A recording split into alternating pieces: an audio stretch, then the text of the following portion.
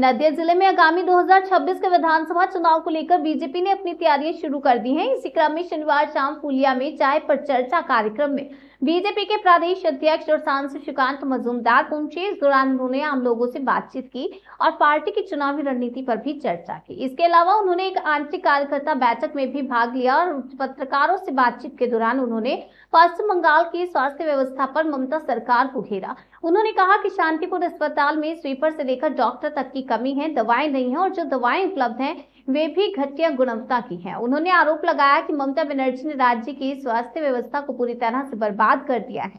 आम जनता के इलाज की कोई व्यवस्था नहीं है, जबकि उनके भतीजे का इलाज विदेश में होता है। शासक दलेर गोष्ठीकोंदल बा गोलागुली आईन श्रृंखला कोथाय? देखুন প্রশ্নটা তো আপনারা ভুল জায়গায় করছেন। প্রশ্নটা তো মুখ্যমন্ত্রীর কাছে করা উচিত। এই মুখ্যমন্ত্রী বলেছিলেন যে আমি অর্ডার দিচ্ছি, নির্দেশ দিচ্ছি সব অবৈধ অস্ত্র বোমা বারুদ উদ্ধার করতে হবে। পুলিশ কেন পারেনি? তো মুখ্যমন্ত্রী হোম মিনিস্টার তার নিজেকেই বলুক যে একজন মুখ্যমন্ত্রী বলার পরেও যদি তার পুলিশ না পারে তাহলে সেই হোম মিনিস্টারে তার নিজের পদে থাকার কোনো যোগ্যতা নেই, সেই পদ ছেড়ে দেওয়া উচিত তার, নচেত পুলিশ তার কথা শুনছে না। বেঙ্গল এসটিএফ আজকে প্রেস কনফারেন্স করে বলছে যে এই যে অস্ত্র বিভিন্ন উদ্ধার হচ্ছে এর অনেকগুলোই লালবাজারের কাছে পুরনো যে অস্ত্রের দোকান সেখান থেকে সরবরাহ হচ্ছে বিভিন্ন জেলায়। লালবাজারে নাকের ডগায় বসে অস্ত্র বেআইনি পথে পাচার হচ্ছে আর বেঙ্গল এসটিএফ তা বেঙ্গল এসটিএফ সেটা বলছে আর বেঙ্গলের ডিজি সেটা শুনে বসে আছে চুপ করে। বেঙ্গলের ডিজিকে প্রশ্ন করা উচিত যে আমাদের পুলিশের ডিজি তার নাকের ডগায় অর্থাৎ তিনি যেখানে বসেন তার অফিস যেখানে সেখানে বা তার পাশে দোকান থেকে গুলি বারুদ এগুলো সব সাপ্লাই হচ্ছে রাজ্যে রাজ্যে, আর সেটা এসটিএফ আবার সার্টিফাই করছে। অর্থাৎ এটা তো বিজেপির কথা না, তাদেরই একটা অংশের কথা। এসটিএফ তো রাজ্য পুলিশের বাইরে নয়। তো স্বাভাবিকভাবে এখন ডিজির কাছে প্রশ্ন যে তার এই বিষয়ে উত্তর দেওয়া উচিত, নাকি তিনি অফিসে বসে বসে ঘুমন মানুষের টাকা ট্যাক্সের টাকা মাইনে নিয়ে। রাজ্যের বিভিন্ন হাসপাতালের যে ছবি দেখা যাচ্ছে তাতে আরজিকর হাসপাতালের ক্যান্সার সংক্রান্ত বিভিন্ন পরীক্ষা এমনকি হরমোন ভিটামিন ইত্যাদি যন্ত্র গত জানুয়ারির প্রথম সপ্তাহ থেকে খারাপ এবং বিভাগীয় প্রধান বারবার চিঠি লেখাতেও সংশ্লিষ্ট দপ্তরগুলি থেকে কোনো প্রত্যুত্তর নেই। আরজিকরের মতো মেডিকেল কলেজে দেখুন কলকাতার প্রমুখ মেডিকেল কলেজগুলোতে এই ধরনের অব্যবস্থা হলে রাজ্যের লোকের তো ভগবান বর্ষায় মৃত্যুর মুখে পতিত হওয়া ছাড়া আর তো কোনো কাজ থাকবে না। এবং রাজ্য বাজেটই বলছে ৬,০০০ কোটি টাকা প্রায় মাদ্রাসা শিক্ষায় যাচ্ছে, স্বাস্থ্যের টাকা নেই। যে গরু দুধ দেয় তার লাথি খাওয়া ভালো। মমতা বন্দ্যোপাধ্যায় দুধ খাচ্ছেন, আমরা লাথি খাচ্ছি, পশ্চিমবঙ্গের গরিব মানুষ লাথি খাচ্ছে। শান্তিপুর হাসপাতালে দেখা যাচ্ছে যে শান্তিপুর হাসপাতালে দেখা যাচ্ছে যে রুগীর বাবাকে হাসপাতালে ভূমি পরিষ্কার করানো হচ্ছে, সেই ছবি ভাইরাল। হাসপাতাল কর্তৃপক্ষ বলছে সুইপার নেই, অধিকার কম রয়েছে, স্বাস্থ্যকর্মী সংখ্যাও নেহাত কম রয়েছে। কী বলবেন? পশ্চিমবঙ্গে স্বাস্থ্য ব্যবস্থা শেষ। সুইপার থেকে শুরু করে ডাক্তার কিচ্ছু নেই, ওষুধ নেই। ওষুধ থাকলে পরে সেই ওষুধ হচ্ছে জালি ওষুধ, যার বিরুদ্ধে আওয়াজ তুলতে গেলে আপনার সাথে আরজিকরের মতো ঘটনা ঘটবে, যেটা আরজিকরের নির্যাতিতার সাথে হলো। রাজ্যের স্বাস্থ্য ব্যবস্থা থেকে মমতা বন্দ্যোপাধ্যায় কফিনে ঢুকিয়ে দিয়েছে, কারণ তার তো প্রয়োজন নেই। তার প্রয়োজন হলে তিনি পিজিতে চলে যাচ্ছেন এবং মুখ্যমন্ত্রী নিজে বলছেন পিজিতে নাকি তার সাথে ভুল চিকিৎসা হয়েছে, তার ভাইপো আমেরিকা চলে যাচ্ছে চোখের ট্রিটমেন্ট করতে। আপনি মরবো। আজ একাধিক রুগীকে দেওয়া হয়েছে গতকালকে এক্সপায়ারি ওষুধ, কী বলবেন? আমি সেটাই বললাম, সব জায়গাতে এক্সপায়ারি ওষুধ কেন পাওয়া যাচ্ছে? কারণ যে কোম্পানিগুলোকে ওষুধের বরাত পাইয়ে দেওয়া হচ্ছে সেই কোম্পানিগুলোর কাছ থেকে মোটা অঙ্কের টাকা নেওয়া হচ্ছে, কাটমানি নেওয়া হচ্ছে। তার ফলে তারা এক্সপায়ারি ডেট পার হওয়া বা এক্সপায়ারি ডেট খুব কাছে, ধরুন 1 মাসের মধ্যে এক্সপায়ারি ডেট চলে আসবে, এই ধরনের ওষুধ বিভিন্ন কোম্পানি থেকে কিনে নিয়ে তারা সাপ্লাই করছেন রাজ্যের হসপিটালগুলোতে।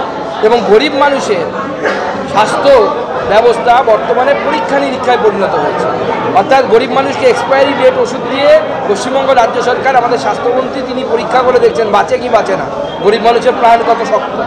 বিজেপি মন্ডল নির্বাচন ঘিরে গতকাল দাঁতনে দেখা গিয়েছে যে কার্যত হাতাহাতির পরিস্থিতি এবং সেক্ষেত্রে আমরা দেখেছিলাম 5-6 তারিখে আপনার একটা মন্ডল নির্বাচনে ডেট দিয়েছিলেন, পরে সেটাকে 14, 15, 16 একটা ডেট নেওয়া হলো। সেই সময়ও এই যে কিছু জায়গায় এই ধরনের একটা ক্ষত থেকেই যাচ্ছে, অশান্তির পরিস্থিতি তৈরি হচ্ছে মণ্ডল নির্বাচন ঘিরে, রাজ্য সভাপতি কিভাবে দেখছেন? এটাকে আমি পজিটিভলি দেখছি। বিজেপির মণ্ডল সভাপতি হওয়ার জন্য যদি মারামারি হয়, তার মানে পার্টিটার মধ্যে জান আছে, পার্টিটা তার মানে আগামী দিনে ভবিষ্যৎ আছে। সিপিএমের মণ্ডল সভাপতি হলে দেখবেন কোনো কিচ্ছু হতো না, তার কারণ ওখানে যারে মণ্ডল সভাপতি হয়েও লাভ নেই, না হয়েও লাভ নেই। বিজেপি যেহেতু ক্ষমতায় আসবে, সেহেতু বিজেপির লোকেরা মারামারি করছে যে আমি মণ্ডল সভাপতি হতে ভালো, কারণ মণ্ডল সভাপতিতে একজন হবে একটা মণ্ডলে, হওয়ার ইচ্ছে 5 জনের, স্বাভাবিকভাবে একটু রেশারেশি হয়েই যায়। সেগুলো কোনো সমস্যা নেই, ওগুলো আমরা আলোচনার মাধ্যমে ম্যানেজ করবো। এবারের বাজেটে শিক্ষায় এ রাজ্যের নতুন উন্নয়নমূলক খবর কিছু আছে কেন্দ্রীয় বাজেটে? এবার কেন্দ্রীয় বাজেটে যে প্রকল্পগুলো ঘোষণা করা হয়েছে, আপনারা যদি ভালো করে লক্ষ্য করে থাকেন, প্রত্যেকটি হাই স্কুলকে ব্রডব্যান্ডের মাধ্যমে জোড়া হবে। এরা লাভ পশ্চিমবঙ্গের স্কুলগুলো পাবে, সরকারি স্কুল, পশ্চিমবঙ্গের সরকারি স্কুলগুলো এর মধ্যে পাবে। এআই এর 500 কোটি টাকা দিয়ে হাব হবে, কোথায় হবে সেটা এখনো ঠিক হবে, কিন্তু এই এআই এর যে কাজ হবে শিক্ষাকে, তার লাভ তো পশ্চিমবঙ্গে থাকবে। ভারতীয় ভাষায় বইগুলো, উচ্চশিক্ষার বই ট্রান্সলেটেড হবে ভারতীয় ভাষা পরিষদের মাধ্যমে, বাংলা ভাষায় হবে। এবং যেহেতু বাংলা ভাষা এবার ধ্রুপদী ভাষার মর্যাদা পেয়েছে, তাই কেন্দ্র সরকারের তরফ থেকে একটা বড় বাজেট দেওয়া হবে বাংলা ভাষাকে নিয়ে গবেষণা করার জন্য, বাংলা ভাষা নিয়ে আরও অনেক গবেষণামূলক, গবেষণাধর্মী কাজ করা যায়।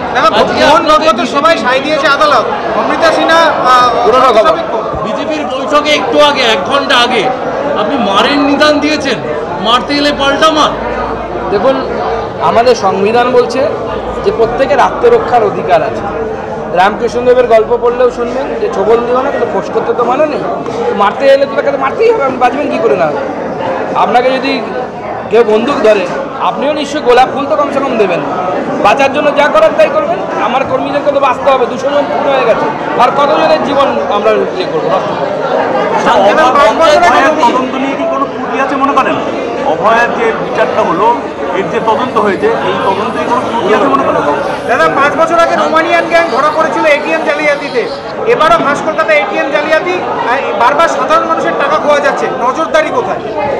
এগুলো রাজ্য পুলিশ প্রশাসনের একটা বড় দায়িত্ব থাকে এগুলো নজরদারি করা, কারণ প্রত্যেকটি ব্যাংকের এটিএম কোথায় সেই থানার কাছে ব্যাংক সেখানে খবর দেয় বা তাদের ব্যাংকের কাছে ইনফরমেশন থাকে। কিন্তু দুর্ভাগ্যবশত পশ্চিমবঙ্গের পুলিশ এতটা অপদার্থ পুলিশে পরিণত হয়েছে, চুরি ডাকাতি কলকাতার মতো জায়গায় বৃদ্ধাকে ভয়